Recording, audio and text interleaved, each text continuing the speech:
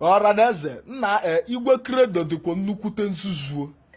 Onye a bụ a stupid greedy businessman.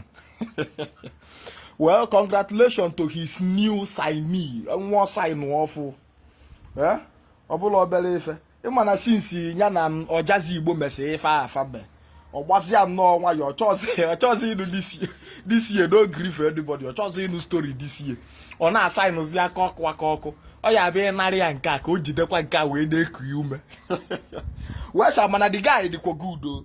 Ịghọta afọ the boy afọ nwa ọfụ sign ụdị name bụ CHIDERA NWA AROBINAGU. Nwesị ka njụa Igwe Credo onye ọbụla ịsaịnụ etiriri arọbụnagụ n'afịa.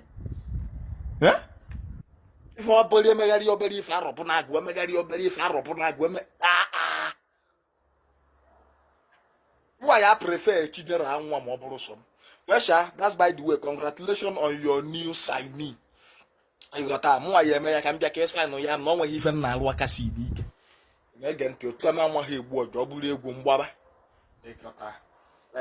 So the breaking news dropping now bona Igwe Credo sign nwa ojofu. You guys can still remember that small boy or jabuli oja. Omiti nezi o say no ga akpoje fun debefa. No ofosi and debefa family enyi approve. O we sign no the boy. MS Igwe Credo mezuo ife okwu. O sign go that boy. After the boy bụ CHIDERA NWA AROBINAGU. Oda.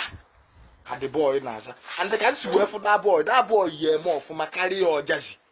And see fear because the boy all below was called them. I don't know the other will look 5 years. Man, I may play alone on the video. Go to the video. Full and new Kumakia.